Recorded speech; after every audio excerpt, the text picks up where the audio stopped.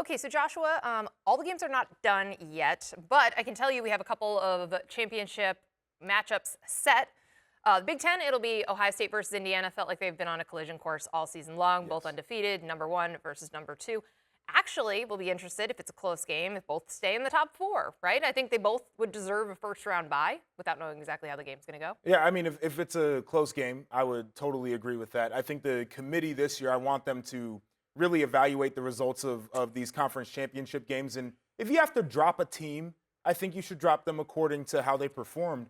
But this game to me is like can Indiana match up with an elite talent roster? And then it's it saw Ohio State against Texas early and it was okay. And Michigan's good, but they're not a great team. This will be their biggest test. It's the first legitimate team that they have played. And it's like, how do you respond to that? And as we always talk about with Indiana, it's so prepared. I'm stealing Barry Odom's line about them. So I talked to him before they played the bucket game, and he said they are aggressive but never out of control.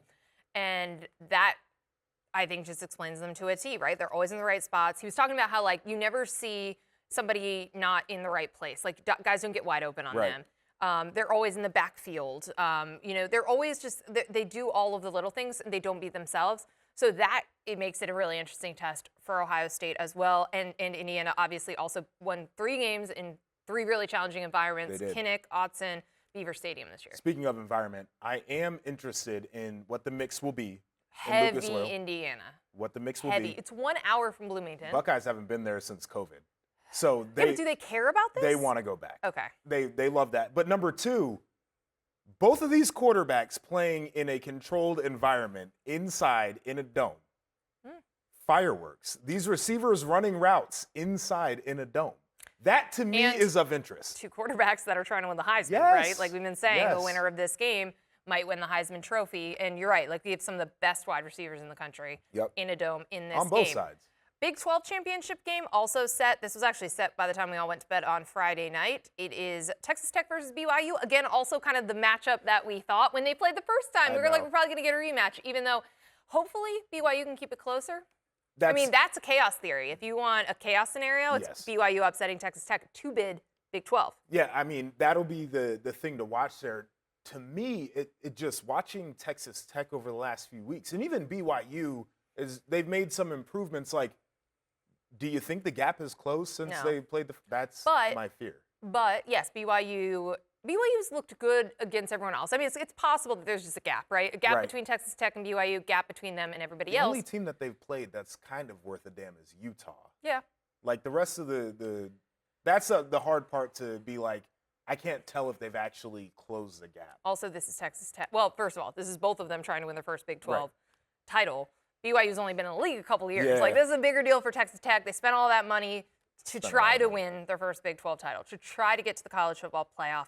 I think they're going to do it. But we'll save a full breakdown for later in the week. SEC championship is not locked in yet. Georgia is locked in. They will play.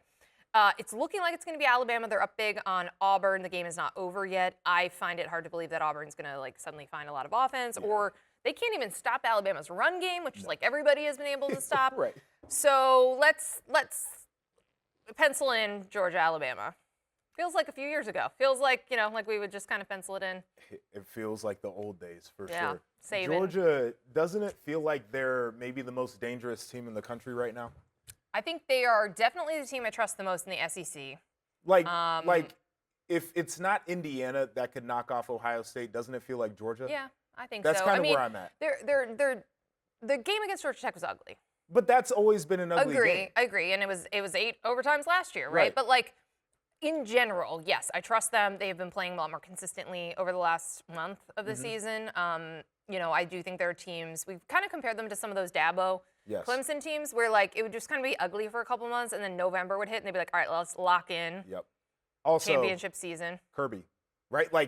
You can't deny his experience in conference championship game and then going into the postseason. That's a big deal for me.